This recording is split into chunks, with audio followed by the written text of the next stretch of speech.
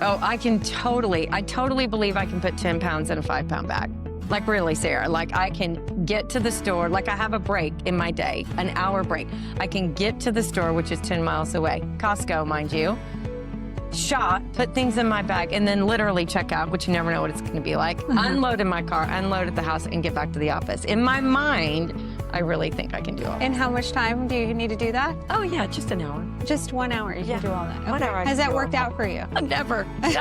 No, it never works out, and I'm not lying. I have left 2 full carts in Costco because I get to the checkout line and I look at it and I look at the line and I'm like, there's no way on God's green earth that I can actually get this done. And then I'm so upset. And then I feel guilty because I'm like, I'm sorry, I've got to leave this whole, I want you to know there's cold stuff and you need to put it up. Go put all these things away from me because I have time blindness. Because I have time blindness, and that is such a big deal. Time blindness, rejection sensitivity, and executive functioning. All beautiful things, and the 3 most common pitfalls with ADHD. Okay, so we're talking about ADHD. Yes. I love it. I've got 3 ADHD people in my house, and I would love to share my perspective as a non-ADHDer on what that looks like. Who has people in their home who they love and works with someone they love. Okay. You are strong. You gotta be strong to have ADHD people in your life because our brains on a race car. It's a race car. Oh, race cars. That's a whole nother topic. That's a whole nother topic. Glad you're here. Yep. Tune in, guys.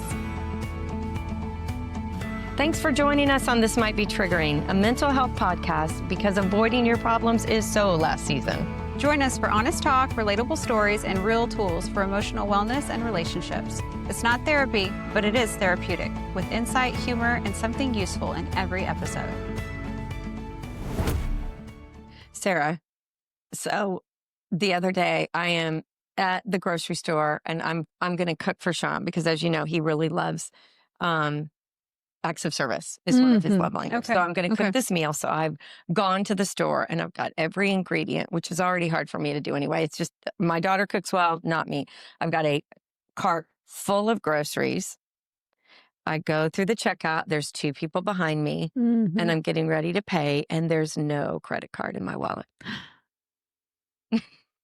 This reminds me of a very familiar story. Does it? It does. What story? When we went to EMDR training, I don't know if you remember this. Oh, totally. It was early in our friendship. We were going to EMDR training and we stopped by a store to get some purse snacks. If you don't know about purse snacks, tune into the shooting episode. Yes. And you turned to me and said, I don't have my wallet. And I was happy to cover it. Happy to do it. I was so... But you were embarrassed. I was so embarrassed. And then I remember I called home. And I was like, boys, can you please see if I left? I remember this we phone left call early. too. Yes. Early, because we were driving to Austin from Houston. We were doing our training. And then I ended up finding it in the console of the car. You did end up finding it. So that sounds like this is like a frequent occurrence for you. This is a frequent occurrence for me. And here's the thing.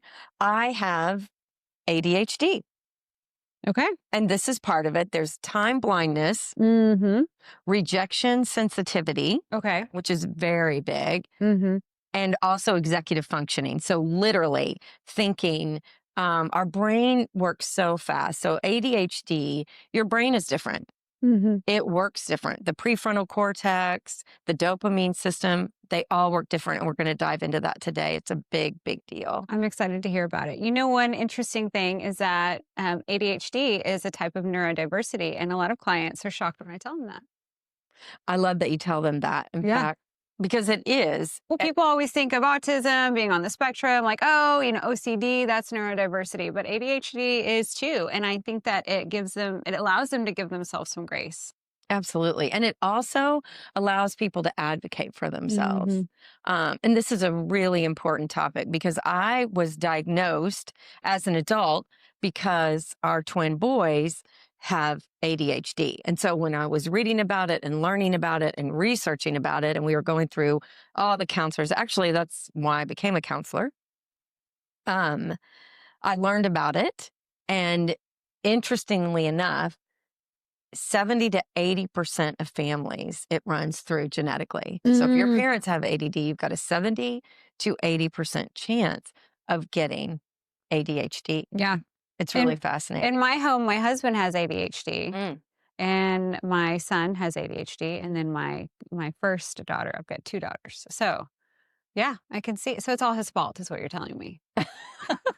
No, I believe, and it's true. ADHD can be a superpower. Yeah. Oh, absolutely. It can be It can be. a superpower. It can also really impact the relationship we have with ourselves and the relationship we have with other people. So it's important to know it and understand it. And so today we're talking about what is ADHD. Okay. The 3 biggest pitfalls for people who have ADHD. Time blindness, executive functioning, Rejection. sensitivity. Okay. Okay. So, and we're doing it in our new studio. we are doing it in our new studio. Things are things are looking different. We're having you guys fun. like It's it. very comfy, and we got like space. Yeah, Cool. it is nice. It's very cool. It is. So let's go back to that story because it really outlines. I've got a question. Yeah. Which of those 3 pitfalls is happening when you're forgetting your credit card? The executive functioning? Yeah. Mostly. Or does it fall into executive time functioning. blindness because you're trying to rush? A little bit, I Mhm. think. Mostly executive function. Okay. So, for example, for me personally, my credit card has to stay in my wallet. Right. So this is a system. So this has to do with executive functioning. Okay. And one of the things we'll talk about with these 3 things, rejection, sensitivity, time blindness, and executive functioning, is really finding outside sources that help and work, whether that's calendars, whether that's apps, whether it's an executive functioning coach, which they have, which is awesome, whether it's tools, tricks. So one system that we put in place, and it wasn't until I was older, is I don't put my credit card in my pocket anymore. You used to put your credit card in your pocket? Oh, yes. I used to put my credit card in my pocket. I used to put it in my vest or wherever, and I'd go in to use it to the store because I didn't want to take my purse or something like that. Okay. I'd go in to use it, and then I wouldn't put it up, and I'd lose it. Okay. It would drive my husband crazy. It would drive Sean crazy. And Sean's an engineer, does not have ADHD at all. And so he didn't understand it. And he really felt like it was not a personal attack. That's not the right word. But like I didn't care enough about him. I didn't care enough about our finances. And that was just not the case. Yeah. Not the case at all. There is a challenge for sure for partners that have someone, they're married to someone who has ADHD, because it's hard to separate. You feel like it's a personal attack on you when they're forgetting things and, hey, come make sure you pick me up, because our car's in the shop today, and they forget you. And then you're thinking, you don't love me. Yeah. You forgot to pick me up, and it has nothing to do with that. That is so true. Oftentimes they feel like they're not important, and that's not it. It's the neurodiversity in the ADHD brain that is just all over the place. Okay. One thing that also happens is rejection sensitivity. And I'm talking about the adult side. We're also talking about the parenting side. Okay. So with younger kids, with teenagers, and young adults, Okay. right? So with the rejection sensitivity, for people who have ADHD, the highs are really high. So when they're really excited, they're really excited.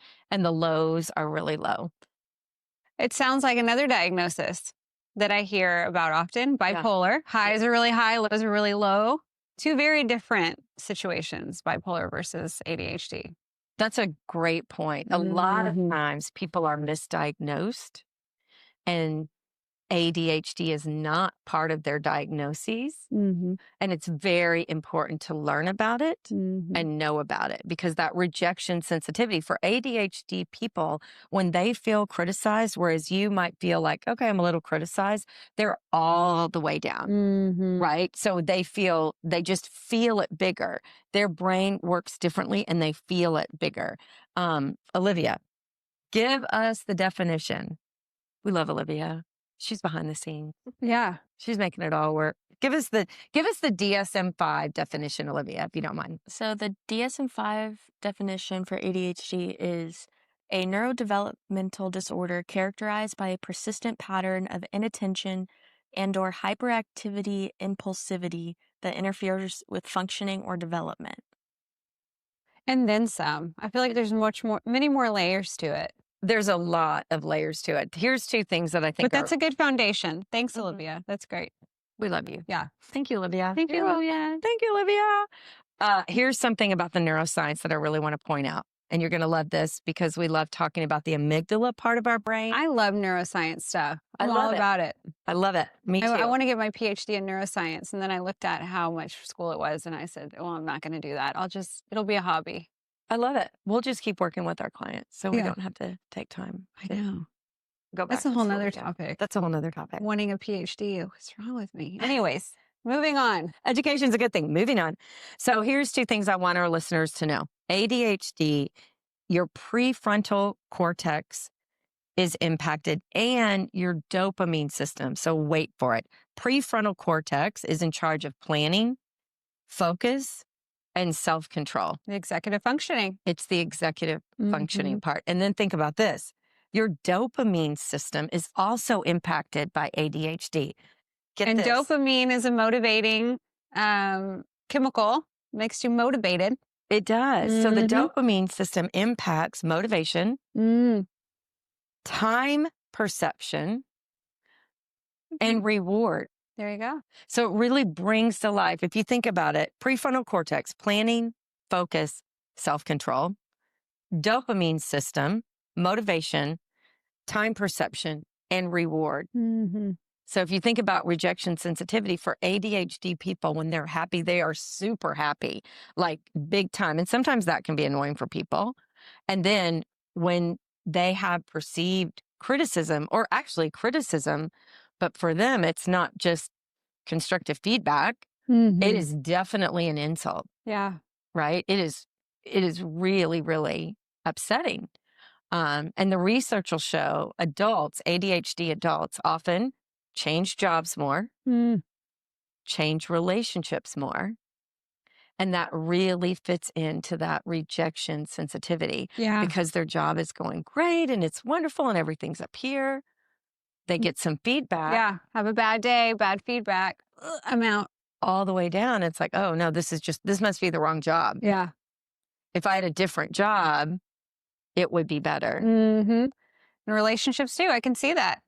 Because there's criticism in relationships. There's problems in relationships. There should be problems in a relationship. It's two people coming from two different worlds and they may not align with everything. But yeah, you could feel rejected and be like, I'm done. Moving on to the next. Right. Wrong person. Yeah. This is Which tough. some of those things is like a borderline personality disorder. I've heard people being diagnosed with that and they're like, I don't really quite fit it. And those are the things that are happening with them. And so interesting how... It's fascinating. I Yeah. think it's so important to really understand the impacts of ADHD because oftentimes people don't know. And then this they're misdiagnosed, it sounds like, in a lot of cases. misdiagnosed. Mm-hmm. Then alcohol and drugs can be a factor Mm-hmm. because you want to, have those feelings change, right? So alcohol can make it feel better. Yeah. Right? Or marijuana. Oh, I just need to relax. Mm-hmm. And if you don't understand the impacts of ADHD and what to do about it, you can get misdiagnosed. You can think you're in the wrong relationship or the wrong job, Mm-hmm. or thinking drugs and alcohol are going to solve this. And Yeah. it just doesn't.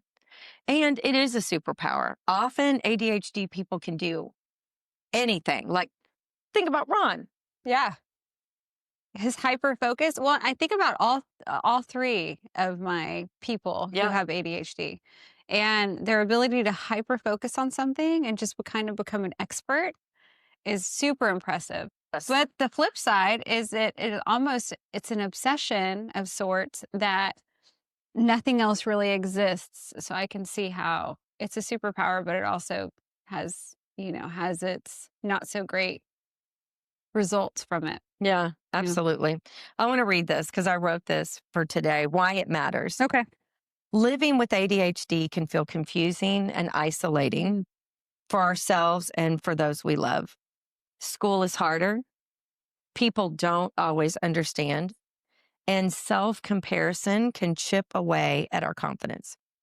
And the truth is, we're not broken. I have ADHD. We're not broken. We need to understand we're not alone. Our brain simply works differently. And that difference can be a superpower if understood, embraced, and put to work. I love that. Me too. Yeah. I think it's important. I think it is important.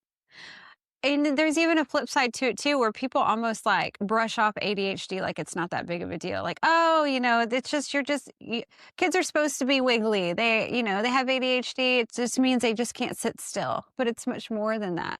It is much more than that. And I often get people saying, because I didn't know this, but if you're a pilot, you can't take medication for ADHD, or at least that's what was told to me. Okay. So if that's the case, maybe Olivia can fact check. ooh, will you fact I'm check on for it. me? Yeah. Thank you, Olivia. Wait, what is it? Pilots can't take. ADHD medication. Check it out. Maybe it's because it's a stimulant. I don't know. I could be wrong. Let me just say that I could be wrong. No need to message me that I'm wrong. I could be wrong. Right now, let's pretend it's right. And then Olivia will tell us if we're wrong. Let's pretend that it's right. But I do get this comment a lot. So in the office, I don't think I said this, but I ask people if they have ADD, because it's so important to know. And I really want. Is this when you're seeing couples or individuals, or all across the board? Across the board. Okay. Across the board. Like in my intake, in my first session, we're talking about limits of confidentiality and all of that. I ask them, is there any neurodiversity? And then often they go, look, what's that? And so I go through these things just to ask. And sometimes they'll say, oh, well, when I was younger, and I'm like, this is good to know. This can help us as we're going through counseling, especially if they've come in because they're really upset about something. And then I remind them about rejection sensitivity. So it's super valuable. The point I wanted to make that I've gotten off track is that people, when we talk about ADHD, they'll be like, yeah, but I don't want to take medication. I'm like, well, that's fine. I hear that too. That's fine. And I'm like, that's your choice. That's your choice that you make with your medical doctor or psychiatrist. What I want you to know as your counselor is that it's very important to understand the impacts. Whether you take medication or not, there are things that you can do to help with rejection sensitivity, with time blindness, and with executive functioning that have nothing to do with medication. Now, medication can help. If you have the right medication, you have a doctor that you can work with. If you're someone who is like, I don't want to take medication, I've even heard people say, well, I need this for my job. And I'm like, great. They need the ADHD superpower. They need the ADHD to be on, not numbed. Or, I mean, I don't know. I don't have ADHD. So do you take medication for ADHD? Are you okay sharing if you do or do not? Yes, I do not mind sharing. I sometimes take ADHD medication. Is it sometimes because you forget to take it? Thank you. Thank you very much. Wah, wah, wah. No, seriously. Actually, you know what? That's a great point. Full self-disclosure. I bought this thing off a pill organizer that has the days of the week and morning. We have to remember to fill it, because my daughter has a pill organizer and she forgets to fill it. You have to remember to fill it. Yeah. And then you have to remember to take it with you. Yeah. And I take Synthroid for my thyroid, and you can't take other medications around that. So that's a great question, right? Okay. Do I sometimes take it because I've just forgotten to take it? Happens regularly. Okay. And then other times I won't take it on the weekend. When I take the medication, does it help me focus? Yes. It's only part of it, though. Okay. I have got to use my systems to make it work. I've got to schedule myself. I've got to structure myself. I've got to use outside tools, whether it's apps, whether it's how, the scheduling that works for me, whether it's saying, no, do not leave the office until you get your notes done. Oh, yeah, that's a big one. Maybe at the end, we can put some of the app recommendations that you have for ADHD folks. Absolutely. That would be very helpful. Yes. My favorite website is attitudemag.com. Okay. It's fabulous. We'll put a link somewhere. Oh, Olivia, we asked you a question. Olivia's got So I looked it up. What was the question? Can pilots take ADHD medication? It says those who take ADHD medications must stop taking them to obtain a pilot's license and or fly a plane. So wow. So I guess I You mean, were right. wow. So I guess if you have ADHD, can you not be a pilot? I think you just can't take the medication. Which is a little Interesting. worrisome for someone who has flight anxiety. So we're just gonna What?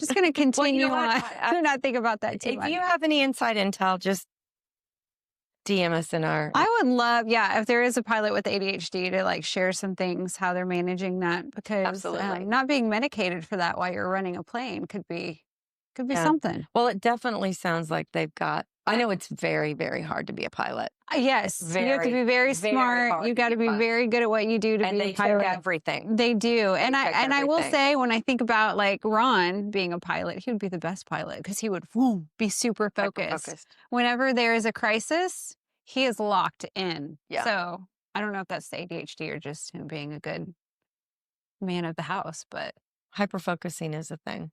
yeah. And again, it goes back to that dopamine system, Mm-hmm. right?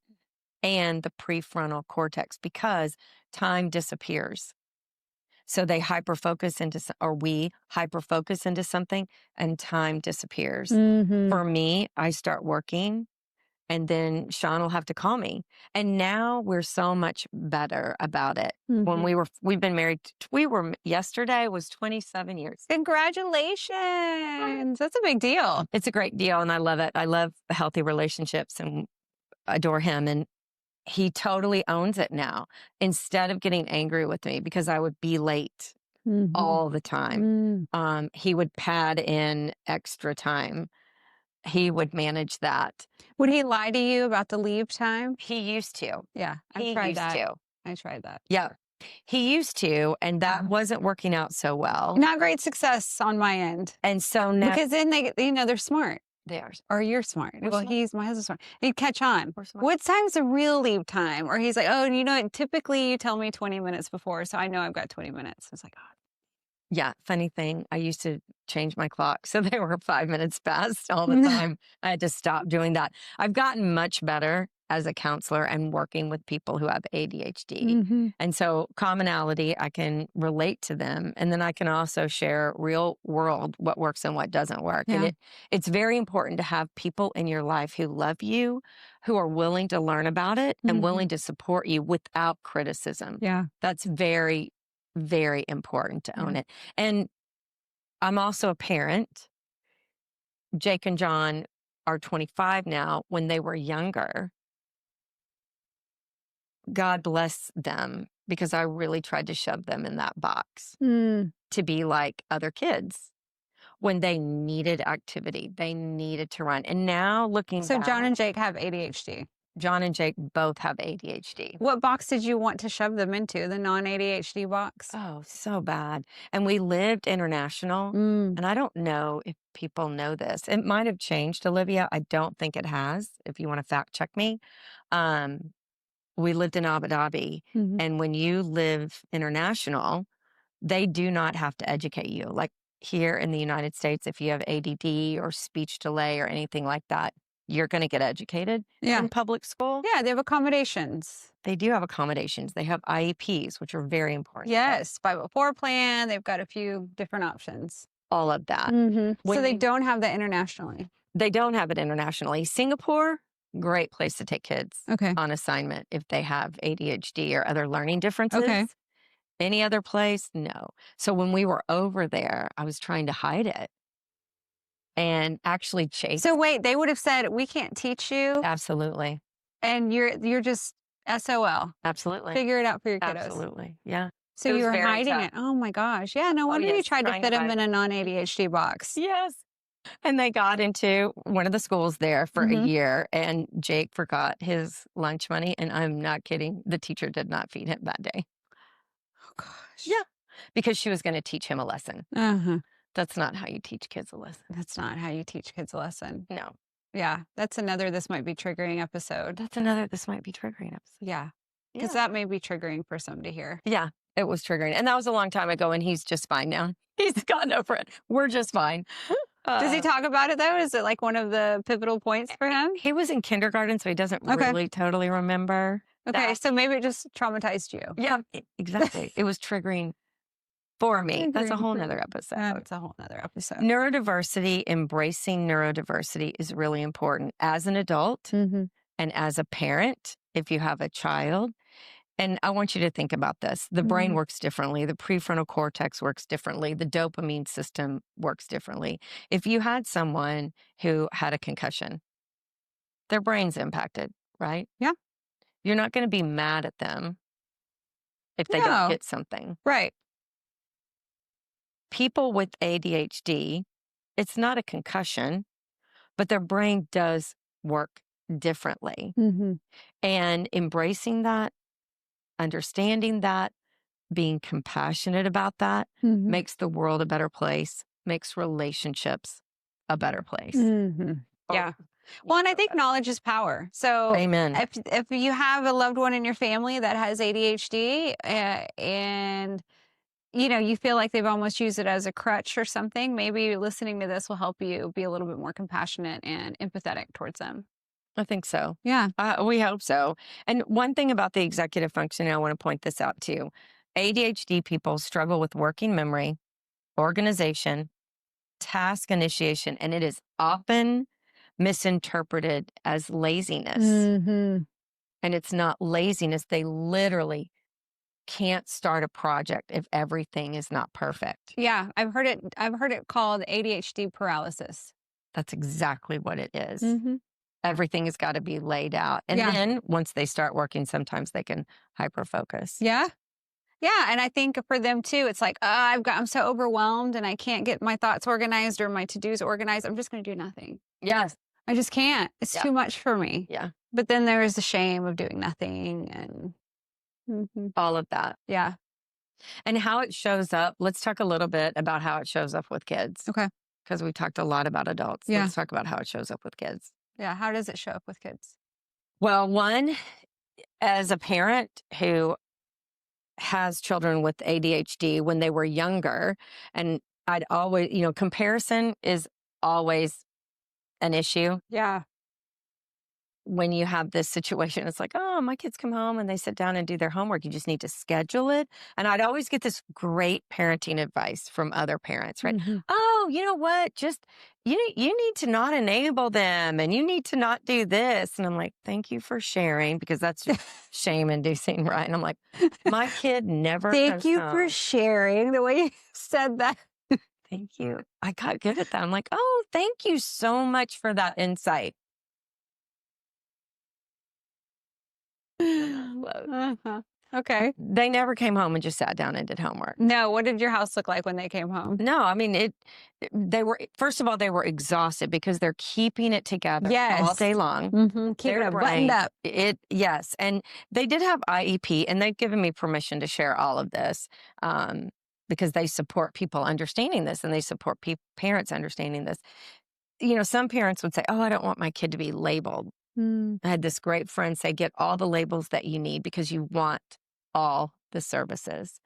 So shortened assignments, a testing room where they have less distractions. And that's hard for kids to do because they're embarrassed to walk out of that room. They are. They're Yeah. embarrassed to have that teacher or assistant teacher in the room Yeah. trying to redirect them. So it's really Kids don't hard want to on feel them. different, right? No. And being pulled out of the room makes you a little different. And there are the outliers, of course. There's some kids who are like, I love getting pulled out. Like, I love that attention. But more often than not, they're like, I don't want to get pulled out. I don't want people to know. Yes. Yeah. Exactly. So having that system after school, Mm. if you can afford to have, if you've got a junior high student or elementary school student, hire like a babysitter, but not really a babysitter, someone to help them do their schoolwork together. Like a tutor. Like a tutor. Yeah. Exactly. And it's almost an executive function. Okay, let's get out your agenda. Let's do this. But it takes it off of you so it doesn't really hurt your relationship with them. That's one of the best things that I did. And also get the IEPs, get the 504, get the shortened assignments. I often hear people say, oh, well, they're not going to be able to have that in real life. I'm like, well, let's get them through school first. Yeah. Let's get them through school first. I think if parents have issues with the labels, that is the parent problem. Good insight. I think that you know what's wrong with your kid having a label at school? What's wrong with your kid having help? Let's set them up for success. Let's set them up for success. Yeah, life has enough adversity. Just set them up for success at school. They'll still have struggles, but at least the teachers know.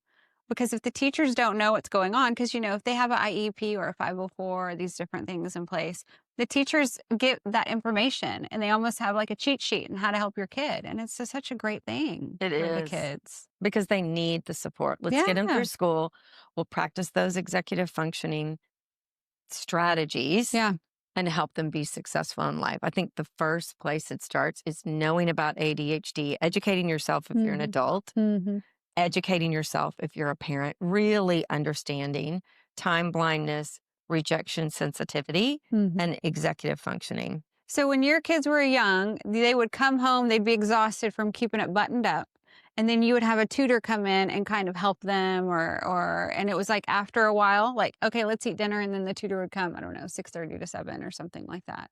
Is that kind of what it looked like? Because, you know, if some parents are out there curious to what worked for you. Right. It depends if you're a working parent you're at home after school. Yeah. Some students, especially if they're doing after school care, get the homework done then. Ask them to get the homework done then, wherever they are. That's a beautiful thing. Try to keep all of that at school and away from home. If you are at home when they get home, give them a break. Do something that moves.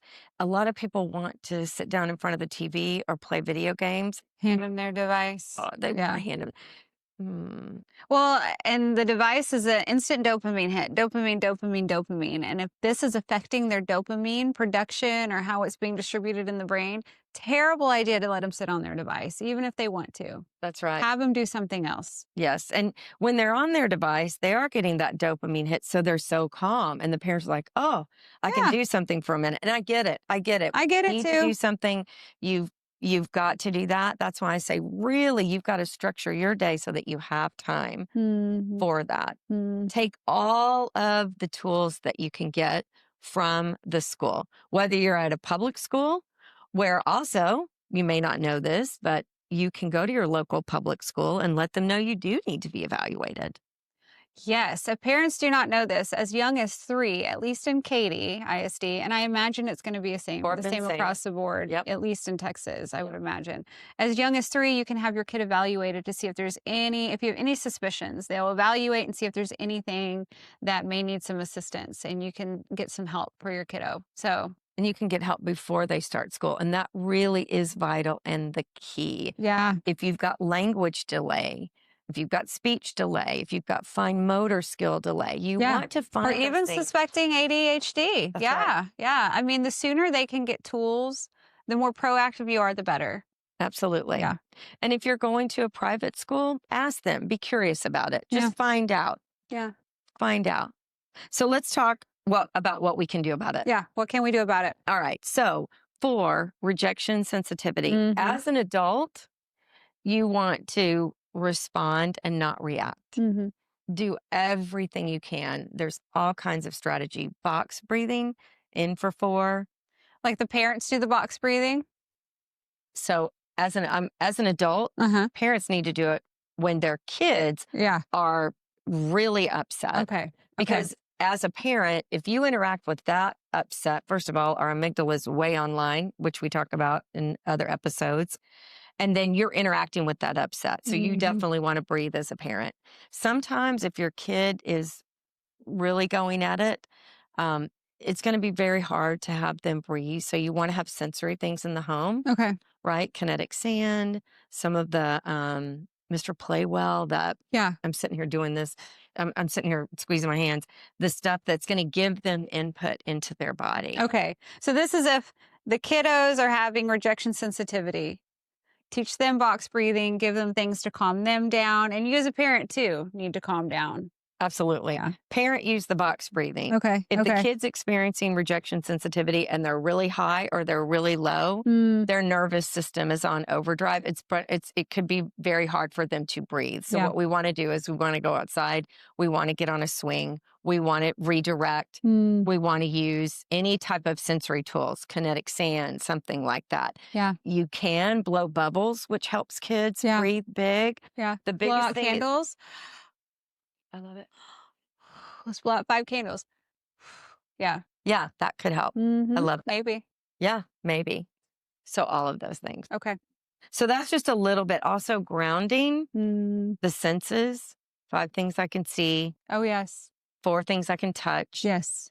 3 things I can hear, 2 things. 2 things I can smell, 1 thing I can taste. Yes. And the reason why grounding is important, some people may not know this, is because a lot of the times when our amygdala is lit up, our threat detection system, our emotions are big, we can feel like just in those emotions and you don't really feel like you're here. So these grounding techniques allow your brain to slow down. It calms the amygdala down.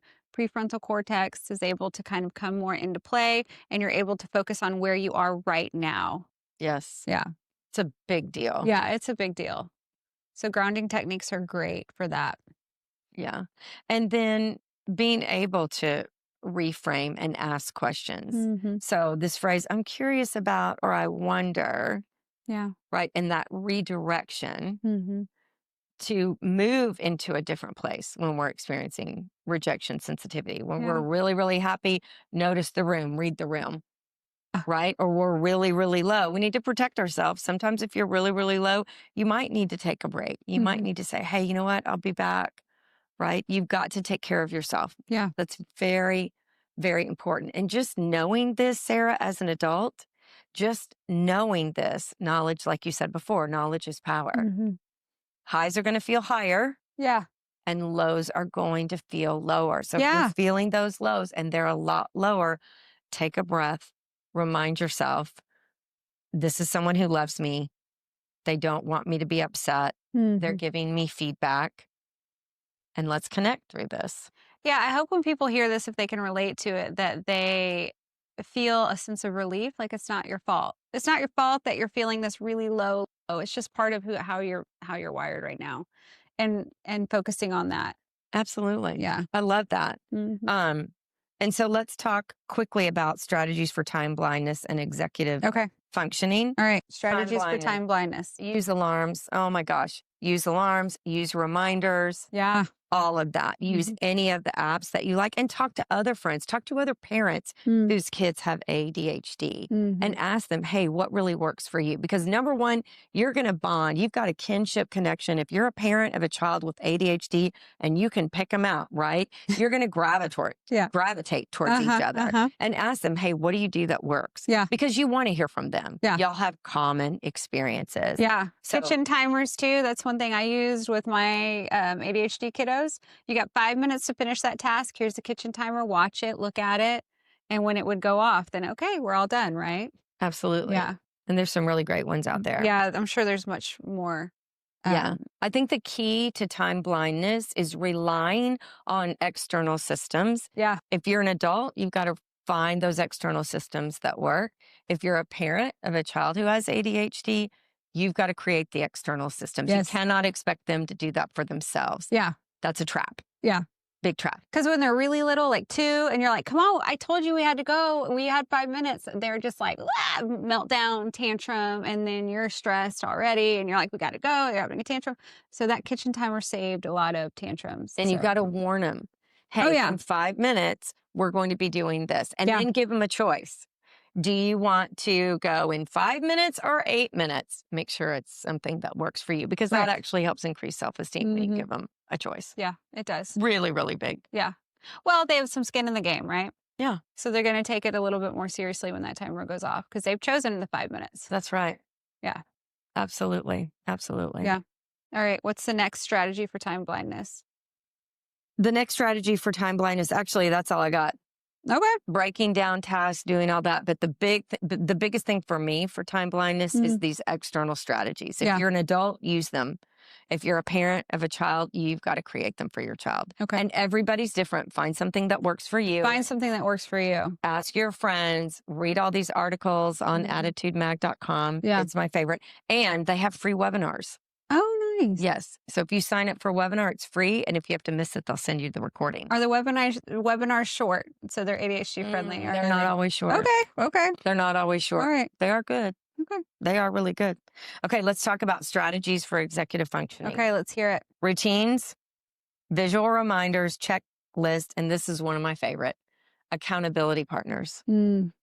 Accountability partners are really big Is Sean your accountability partner? in every way, Mm-hmm. in every way. Mm-hmm.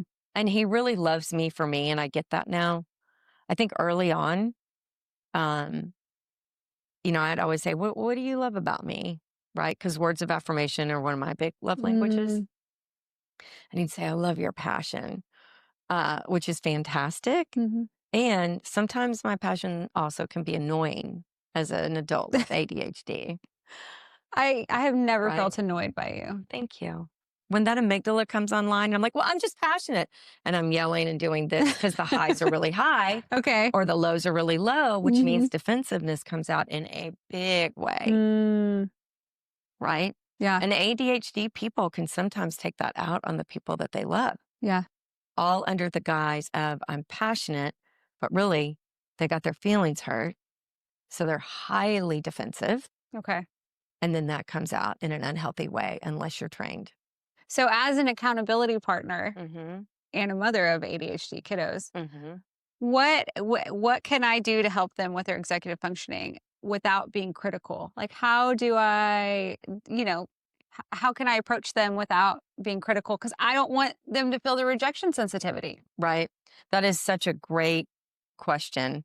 And as counselors, you and I both know how powerful the amygdala is. Yeah.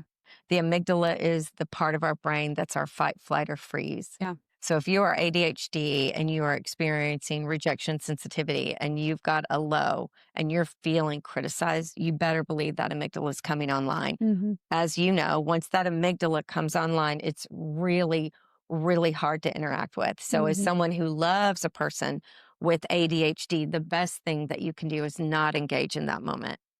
Emotional timeout is what I like to call it. Emotional timeout. We're just going to take an emotional Right. timeout. It's not a Or- punishment. We're just going to let our emotions calm down. Right. And you have to have boundaries. Yeah. Right. You can say, listen, I love you. I think right now is not the best time to talk. So I'm just going to take a moment. I love you. I'll be back. You want to throw in there, hey, I love you. I'll be back. I'm just going to go in the other room for a minute. Right. With kids, when you have young kids, you've got to keep them safe. So that's why you need that cozy corner. You need something with sensory items. You've got to have that for deregulation. Their nervous system needs that to deregulate. With an adult, it really is knowing, okay, I see this person I love and they're kind of spinning out. Do they need a hug? Sean does that with me now. Come here, babe. Just give you a hug. Gives me a big hug because that's me. Which centers you and probably grounds you a bit. Totally. Right? Totally. And I mean, another factor to take into consideration, which I don't want to spend too much time on this though, is thinking about the brain development. Because the prefrontal cortex is not developed up until mid to late 20s. That's right. For most. Fully. And there's also a point in time where the amygdala is really, really powerful. Like teenage years, the amygdala is All over. right? I mean, it's definitely one of the most like the primary part of the brain that's being used because your hormones. And so a lot of decisions and reactions are coming from the amygdala. Yeah. And so again, I don't want to spend too much time on that, Well, but that is something to think about. And check out our episode on trauma. Yeah. Because we really go into the amygdala. And it's absolutely something to think about. And I'm so glad you asked about it. Because as an ADHD person, when you're in one of those times, a really high high or a really low low, you can go from a really high high when you're so excited about something and so happy. And someone goes, that's the dumbest thing I've ever heard. And it's like, oh. Yeah. Right. And so when you have someone in your life, whether it's a child, love on your children, especially the ones that are all over the place, just recognize that, just know how to walk alongside them, how to create safe spaces, how to be there and love them through that. Those routines are key. Less devices, less screen time is helpful, right? More sensory input, all of that. As an adult, if they need a hug, say, hey, babe, come here. Let me just give you a hug. Do you Yeah. want one? They may not want one, Yeah. but if they do, that's a really big thing. Right. And those emotional timeouts are helpful too. Big time. Give them time to calm themselves down. Then you can come in when their prefrontal cortex is ready, or their logical executive functioning, whatever you want to call it, when they're ready to have a conversation. The emotions aren't high. Oh, that's so good. Thank you for reminding. That's just a good tip. That's a hot tip. Yeah. For anything. Hot tip. Hot tip. Love that. It's so big. We cannot solve it in the moment of that. Mm-hmm. In the moment of the upset, you are not going to solve anything. Yeah. That's just couples counseling there, right? That's something that comes into play with family all counseling. Mm-hmm. Yeah. I'm Yes. about to go all over the place. Yeah. Parents, tell your kids, I love you. I believe in you. You've got this. Let's bring it in. Bring it in. Okay. I do want to say this to our listeners because I love this. All right. Here, hot tip to take away as a reminder. Shift the lens about ADHD. Go from shame to strengths. Mm-hmm. ADHD can be a superpower. Let's learn how to drive that race car. Yeah. Right? Of our brain. Go from disorder. Mm-hmm. You don't have a disorder. Mm. Your brain has different wiring.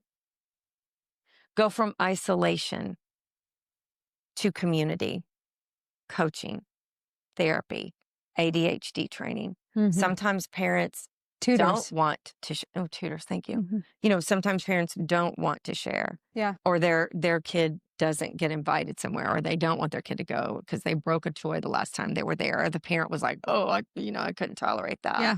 And so you go from isolation, don't go into isolation. That's not helpful for many reasons. Find your community. Mm-hmm. Find your tribe. Yeah. Read, research, connect with other people who get it. Find that kinship connection as a parent Mm-hmm. for your kiddos who are going through this. Yeah. And I think that's important for all parents across the board. Yes, right? I think so too. Yeah. It takes a village. Totally. It takes a village. Yeah. Okay. A few resources for our listeners. Yeah. Attitudemag.com. Okay. ADDITUDE mag.com. Totally love it. Okay. My favorite book, changed my life, although it's an old one, Driven to Distraction and Delivered from Distraction by Hallowell. Changed my life 18 years ago. Mm-hmm. There's a great book for kids. My Brain is a Race Car. So cute. Uses rhymes, explains how a kid brain is. Can I ADHD. jump in on that real quick? Yes. So my middle daughter, Adeline, is a competitive race car driver. Ooh. She was actually on Channel 2 News. Anyway, I saw that. Yeah. She was very cute. She was so cute. Her ADHD is her superpower in race karting because she can focus, and she is one of the best race karters in, this little region, whatever region we're in. I don't know. That's a Ron thing that he's much more involved in. I just watch with, fear in the pit of my chest, but because she goes so fast. Oh, wow. I think she goes like, I didn't even know 50 this was a thing until I saw it on the news, until you sent it to me. I was so excited for her. Yes. And it is something that she does amazing at because she has ADHD. So I love that there's a book called, what is it? My Brain is a Race Car. My Brain is a Race Car. Yeah. My Brain is a Race Car. Because, And I love it that she found her tribe, mm-hmm. right? She found something that she felt good about. That's so important. Well, because competitive sports were no good for her because she would get so frustrated with the other people, rejection sensitivity. I didn't even know that was a thing. It is. Had I known then, knowledge is power. Had I known then, I probably would have pulled her away a little differently than going like, I'm a flawed human, and I definitely did not do amazing, I'm sure, handling her. But I wish I would have known that. So I hope that some parents hear this and they're like, okay. Parents, please check it out. Please check it out. You are not alone, actually. And if you want to have a community, if you go to our website, mentalhealthcounselinggroup.com, go to community and click on Parent Hearts. Oh, yeah. We have a free group that meets on the first and third Wednesdays of the month during the lunch hour at noon via Zoom. So go register for that. You can connect with other parents who have children with medical or neurodevelopmental differences. And it's creating that kinship connection that I was talking about. You are not alone. Mm-hmm. And it's really important to hear from other parents and connect with other parents. Mm-hmm. And check out that website. don't do the symptom. I mean, you can do the symptom checker. I always tell people, go read the articles, go look at the videos. And this is for Parent Hearts or this for is the Attitude Mag? Okay. On the website. Got it. Go read the articles. If they resonate, then you know you're in the right place. Yeah. It's good work. Yeah. And it is a superpower. It really is. Boop, boop, boop. How does it feel to be a superhero? How does it feel to be a superhero with your ADHD brain? You know what? I love what we do. And I love that our goal is just to share great information with people. I do too. So that you do not feel alone. You are not alone. Mm-mm. We want to connect with you. Yeah. We want to walk alongside you on this journey of life. And thanks for being vulnerable and sharing, because sometimes I think like I don't feel like we feel like this, but some people feel like they have to look like they have it all together, or act like they have it all together. And I appreciate you being vulnerable and sharing. Yeah, absolutely. That you forgot your wallet. I totally forgot my wallet, lose my credit card. Lose your credit card, you used to put it in your pocket and you lost it. And I'm also 57, Yeah. and this is a real thing. Yeah. I don't have to care so much anymore. When I was younger, I was much more embarrassed by it. When I was raising my kids and they were in elementary school, oh man, I was much more embarrassed by it. And so I can own it a little bit differently now. But I think it's so great you figured out different things to do to manage it, because that is so important. Because when I have people come into my space and they're like, oh, I think I want medication, it's like, that's a part of it. But you do have to figure out those things to manage it all. So absolutely. I'm glad that you shared some tips and tricks. Yeah, thank you. Thanks for talking with me. Of course. I love it. I do too. I love being together every time. Every time. Same time, same place. It may look a little different. It might look a little different. It may. We'll see. We'll see. High five. High five. Yay, we did it. We did it. Thanks for joining us on This Might Be Triggering. We hope today's episode helped you feel seen and reminded you that you're not alone. If something resonated, share it with a friend, leave a review, or reach out. We'd love to hear from you. Stay connected with us at mentalhealthcounselinggroup.com or on Instagram at This Might Be Triggering. And don't forget to follow or subscribe so you never miss an episode. Keep empowering your wellness one self at a time. And together we can change the world one relationship at a time. This podcast is for educational purposes only. It is not therapy, does not create a therapeutic relationship, and should not replace professional mental health care. By listening, you agree not to use this podcast as medical or mental health advice or as a replacement for therapy. If you need support, please reach out to a licensed provider in your area. If you're in crisis, call or text 988 in the U.S. or contact local emergency services.